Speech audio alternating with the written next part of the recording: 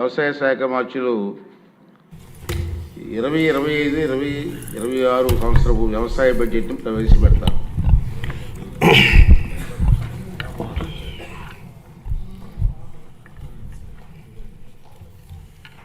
గౌరవ సభాపతి గారు, గౌరవ ముఖ్యమంత్రి వర్యులు, గౌరవ ఉప ముఖ్యమంత్రి వర్యులు, గౌరవ సహచర మంత్రివర్గ సభ్యులు, గౌరవ సభ్యులందరికీ నా హృదయపూర్వక నమస్కారాలు తెలియచేస్తున్నాను. దేశానికి అన్నం పెట్టడం కోసం అహర్నిశలు కృషి చేసే రైతన్నలకు మనసారా నమస్కరిస్తూ వ్యవసాయ బడ్జెట్ ప్రవేశపెడుతున్నాను. ఒక దేశం లేదా రాష్ట్రం అభివృద్ధికి దోహదపడేది వ్యవసాయం యొక్క గొప్పతనం మరియు ప్రాముఖ్యత గురించి దివంగత వ్యవసాయ శాస్త్రవేత్త భారతరత్న డాక్టర్ ఎంఎస్ స్వామినాథన్ గారు చెప్పిన మాటలు మొదటగా మనం గుర్తు చేసుకుందాం.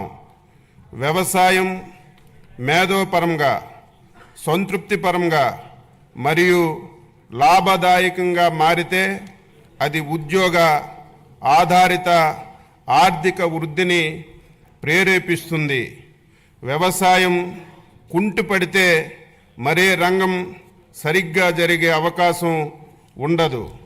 ఆ మహనీయుని మాటల్లో ప్రతి అక్షరం సత్యమని గ్రహించి ఈ ప్రభుత్వం అందుకే ప్రధాన వనరైన వ్యవసాయాన్ని ప్రాథమిక రంగంగా గుర్తించి దానిని పరిపుష్టి చేసి రైతులను స్థితిమంతులుగా చూడాలని ఆకాంక్షిస్తూ స్వర్ణాంధ్ర 2047 లక్ష్యాన్ని సాధించే దిశగా అడుగులు వేస్తున్నాం.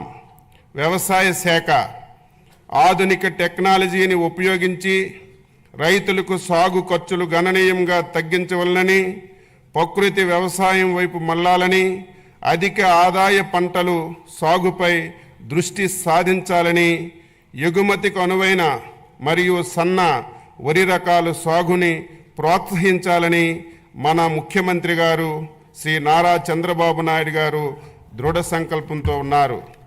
వికసిత్ భారత్ 2047కి అనుసంధానంగా మన రాష్ట్ర ప్రగతి పదంలో ముందుకు నడిపించి 2047 నాటికి $2.4 ట్రిలియన్ ఆర్థిక వ్యవస్థగా మార్చాలని, ప్రజల తలసరి ఆదాయం $43,000 సాధించాలని ప్రభుత్వం లక్ష్యంగా పెట్టుకొని 10 మార్గనిర్దేశక సూత్రాలతో స్వర్ణాంధ్ర 2047 ప్రణాళిక రూపొందించింది.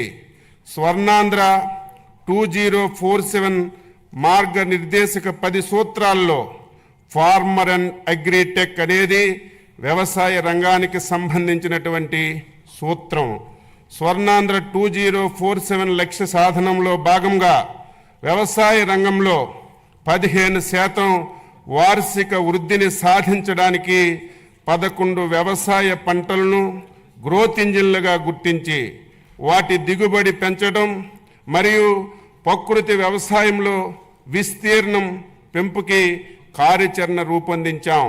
2024-25 సంవత్సరంలో ఏపీ జిఎస్డిపి మొదటి ముందస్తు అంచనాల ప్రకారం వ్యవసాయం జీవీఏలో 57,187 కోట్లు, అంటే వ్యవసాయంలో వృద్ధి రేటు 22.86%గా నమోదైంది. గత ప్రభుత్వం భూసార పరీక్షలను పూర్తిగా విస్మరించింది.